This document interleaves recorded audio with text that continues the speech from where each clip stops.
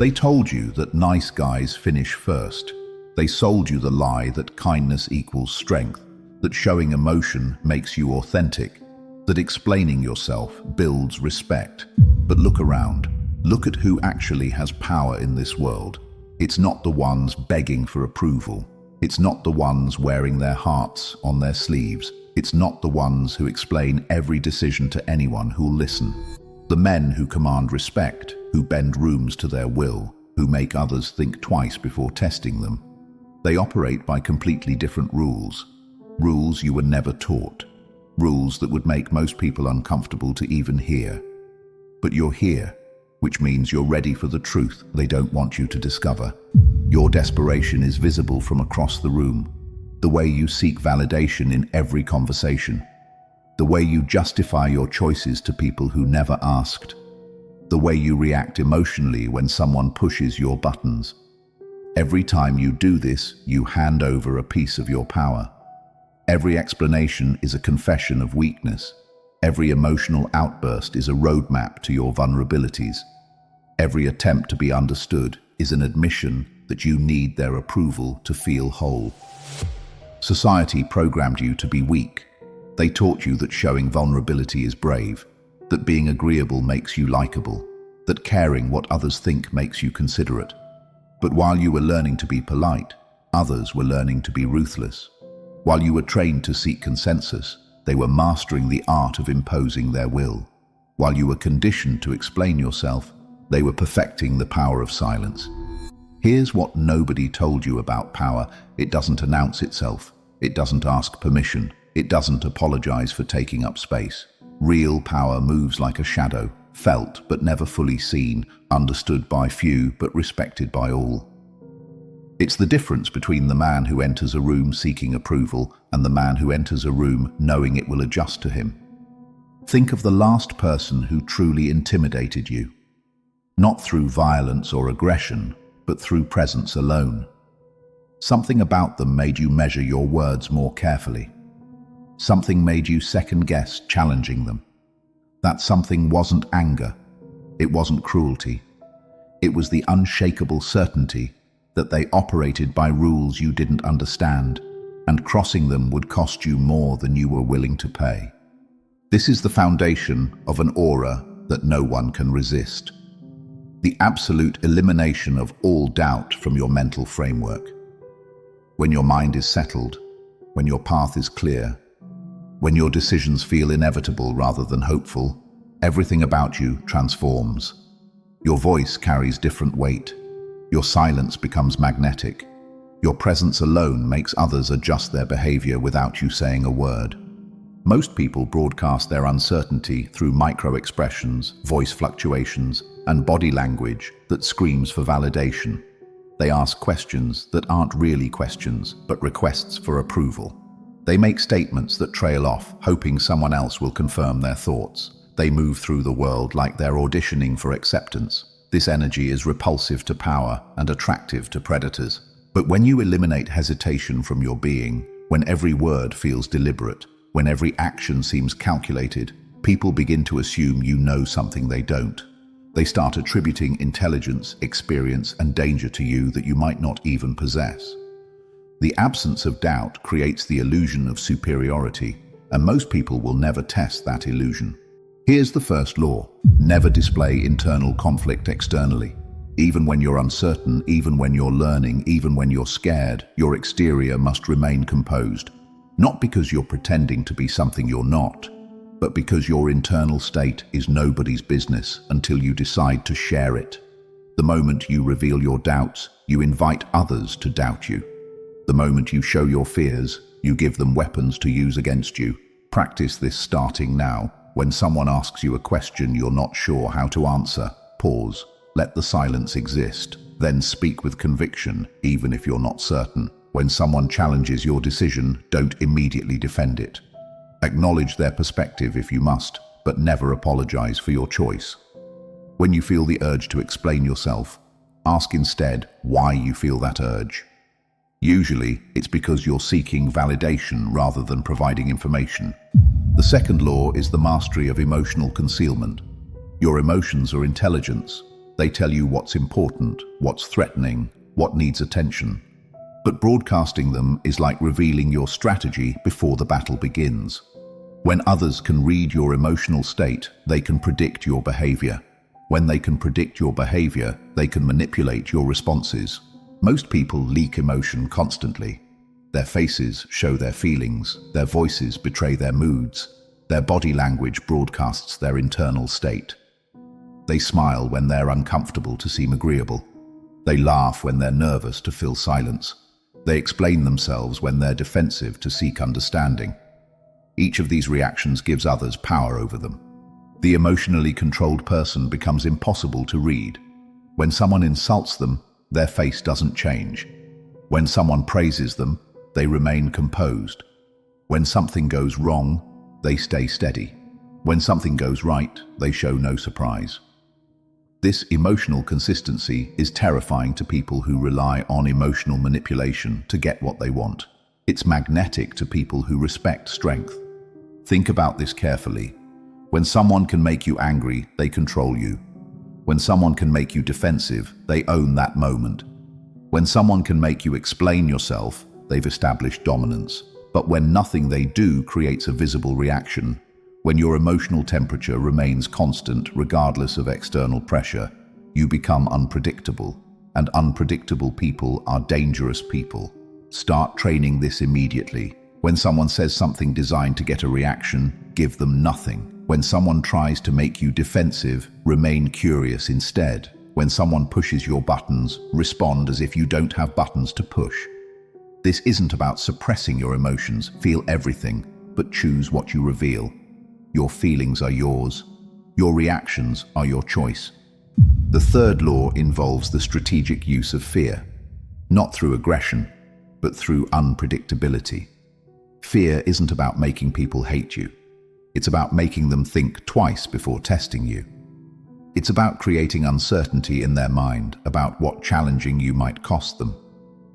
Most people confuse fear with aggression, intimidation with loudness, respect with being liked. But real fear is quiet. When someone disrespects you and you explode, you've given them information. Now they know you're emotional, reactive, and probably harmless in the long run. But when someone disrespects you and you become colder, more distant, less available, that creates uncertainty. They don't know if you're planning something. They don't know if they've made an enemy. They don't know what crossing you actually means. This is why the most powerful people rarely raise their voices. Anger is temporary and forgettable, but coldness is permanent and memorable. When you withdraw warmth instead of adding heat, when you become unavailable instead of confrontational, when you simply mark the behavior and move accordingly, you create the kind of uncertainty that makes people reconsider their approach to you. Here's how this works in practice. Someone makes a disrespectful comment about you in a group setting. The weak response is to defend yourself or make a comeback. The powerful response is to let the comment hang in the air while you look at them for just a moment longer than comfortable. Then change the subject or remove yourself from the conversation. No defense, no attack, just acknowledgement that something has changed between you. Now they're left wondering what that look meant and what the consequences might be. The fourth law is emotional detachment from outcomes. This is perhaps the most difficult but most crucial element of true power. When you need specific outcomes to feel good about yourself, when you invest your emotional well-being in how things turn out, when your self-worth depends on external validation, you become a puppet to circumstance. Every setback controls your mood. Every success makes you desperate to repeat it. Every criticism devastates you. Every compliment fills you with temporary relief. Powerful people train themselves to want what they want, but need nothing. They pursue their goals with intensity, but remain detached from whether they achieve them. They work toward outcomes while being genuinely indifferent to results. This paradox, caring deeply while remaining unattached, is what allows them to take bigger risks, make harder decisions, and recover from failures faster than people whose identity depends on success. When you don't need approval, you stop seeking it, and that makes you more likely to receive it. When you don't need to be right, You stop arguing defensively, and that makes people more likely to listen to your perspective. When you don't need to be included, you stop chasing social situations, and that often makes you more attractive to others. When you don't need to be understood, you stop over-explaining, and that makes your words carry more weight. This detachment isn't coldness, it's freedom. Freedom from the exhausting need to control how others perceive you. Freedom from the constant anxiety about whether you're making the right impression. Freedom from the devastating impact of criticism and the addictive high of praise. When external events stop dictating your internal state, you become truly dangerous because you're willing to do what others won't. You're willing to be disliked for your principles. You're willing to walk away from opportunities that compromise your standards. You're willing to be alone rather than tolerate disrespect. The fifth law is the weaponization of observation. While everyone else is talking, performing, trying to impress or convince, you watch, you listen, you study, you collect information about people's insecurities, motivations, fears, and desires. Not to harm them, but to understand how to position yourself correctly in their mental landscape. Knowledge is leverage, and leverage is power. Most people reveal everything about themselves within minutes of meeting them. They tell you what they're insecure about through their defensive reactions. They show you what they value through what they brag about. They demonstrate their fears through what they avoid discussing. They broadcast their weaknesses through what makes them emotional. And they do all of this while knowing nothing about you because you've been listening instead of performing. This information becomes your strategic advantage. Not because you use it to manipulate or hurt people, but because it allows you to understand what drives them. When you understand what someone fears, you know what boundaries not to cross if you want to maintain a relationship with them. When you understand what they value, you know how to frame your requests in ways they're likely to accept. When you understand their insecurities, you know where they might need reassurance or where they might be defensive. The person who understands psychology has power over the person controlled by psychology. The person who studies behavior can predict the person driven by impulse. The person who watches carefully gains advantages over the person who reveals carelessly. This is why silence is such a weapon, not because it's intimidating, but because it creates space for others to fill with information you can use. The sixth law demands ruthless boundaries without explanation or apology. Every time you tolerate disrespect, you train people that you're negotiable. Every time you make excuses for someone who mistreated you, you signal that your standards are flexible. Every time you explain why you deserve basic respect, you undermine your own position. Boundaries aren't suggestions. They're non-negotiable standards that you enforce through action, not words. Powerful people don't announce their boundaries. They don't threaten consequences. They don't give warnings or explanations. When something violates their standards, they simply adjust their behavior accordingly. They become less available, less warm, less invested in that person or situation. Not as punishment, but as natural protection of their energy and peace. When someone repeatedly cancels plans with you, you don't confront them about it. You stop making plans with them. When someone consistently shows up late to meetings with you, you don't lecture them about time management. You start the meeting without them or reschedule for when they can be punctual.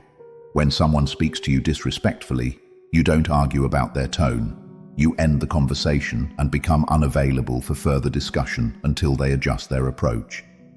This enforcement happens quietly, consistently, and without emotional investment. You're not trying to punish anyone or teach them lessons.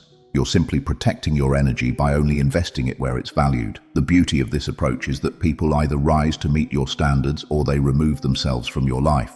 Either outcome serves you. The seventh law involves strategic withdrawal as your most powerful weapon. Sometimes the most devastating thing you can do to someone who has taken you for granted is to simply disappear from their life. Not dramatically, not with announcements or explanations, but through the quiet removal of your presence, attention, and energy. Most people don't appreciate what they have until it's gone, and your absence teaches lessons that your presence never could. When someone has grown accustomed to your availability, your support, your attention, or your effort, and they begin treating these things as entitlements rather than gifts, your response should be immediate withdrawal, not as revenge, but as self-preservation. You remove yourself from situations where you're not valued and redirect your energy toward people and activities that appreciate what you bring. This withdrawal must be complete and sustained. You don't respond to their messages immediately. You're not available for their emergencies. You stop initiating contact. You decline their invitations. You become genuinely busy with other priorities. And when they notice and ask what changed, your response is honest but brief. You're focusing your energy where it's valued. The power of strategic withdrawal is that it teaches people your worth without you having to argue for it. It demonstrates your value through its absence rather than through words. It shows them what their life looks like without your contribution, and often that's the wake-up call they needed. But here's the crucial element. You don't withdraw hoping they'll chase you. You withdraw because you deserve better, and whether they recognize that or not becomes irrelevant to your well-being.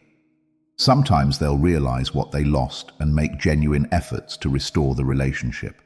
Sometimes they won't, and you'll discover that your life is actually better without them. Both outcomes serve you, because both teach you something valuable about your worth and about where to invest your energy going forward. The eighth and final law creates the crown of untouchability. When all these elements merge, internal certainty, emotional control, strategic boundaries, and detached observation, something extraordinary happens. You transcend ordinary social dynamics. You stop reacting to every provocation. You stop seeking validation from every interaction. You stop explaining yourself to everyone who questions you. You move through the world with a quiet confidence that doesn't need external confirmation. People sense this transformation, even if they can't articulate it. They notice that you're harder to read, harder to manipulate, harder to predict. They observe that you don't seem to need their approval, their inclusion, or their understanding. They realize that you've become selective about where you invest your time and energy, and that being chosen by you has become a privilege rather than a given. This is the aura that no one can resist, not because it demands attention, but because it doesn't need it. Not because it seeks respect, but because it commands it through its very existence. Not because it tries to intimidate others, but because its composure makes others feel exposed by comparison. The person with an untouchable aura has mastered the paradox of power. They care deeply about their goals and values while remaining detached from how others respond to them. They pursue what they want with intensity while being genuinely indifferent to whether they get it. They engage with people warmly while being prepared to walk away if necessary. They're present in conversations while being emotionally unavailable for manipulation. This doesn't make you cold or cruel. It makes you free. Free from the exhausting need to manage other people's perceptions. Free from the anxiety of wondering if you're measuring up to someone else's standards. Free from the devastating impact of criticism and the addictive high of praise. When you reach this state, you'll notice something strange happening around you. People who used to challenge you will suddenly show more respect. People who dismissed your opinions will start asking for your perspective. People who took your presence for granted will notice when you're not around. Not because you've changed how you treat them, but because you've changed how you relate to their treatment of you. You've stopped needing their validation, and that indifference has become magnetic. Remember this truth. In a world where everyone is desperate to be seen, the person who doesn't need attention becomes irresistible. In a world where everyone is reacting emotionally, the person who remains composed holds all the power. In a world where everyone is explaining themselves, the person who stays silent becomes fascinating. In a world where everyone is available, the person who is selective becomes valuable. Your aura is built through your daily choices. Every time you resist the urge to seek approval, you strengthen it. Every time you choose silence over explanation, you deepen it. Every time you enforce a boundary without apology, you solidify it. Every time you remain composed under pressure, you expand it. This isn't about becoming someone you're not. It's about removing everything that isn't authentically powerful about who you already are. The world doesn't reward fairness. It rewards strength. It doesn't respect kindness. It respects boundaries. It doesn't follow emotion. It follows certainty. Most people will spend their entire lives wondering why they're not taken seriously while refusing to develop the qualities that command respect. But if you've watched this far, you're already different. You're already willing to do what others won't. If this challenged how you see power, like the video, subscribe for more truths they don't want you to hear, share it, and tell me your thoughts in the comments. The path to becoming untouchable isn't comfortable, but comfort is the enemy of greatness. Your aura is your legacy. Build it like your life depends on it, because in many ways, it does.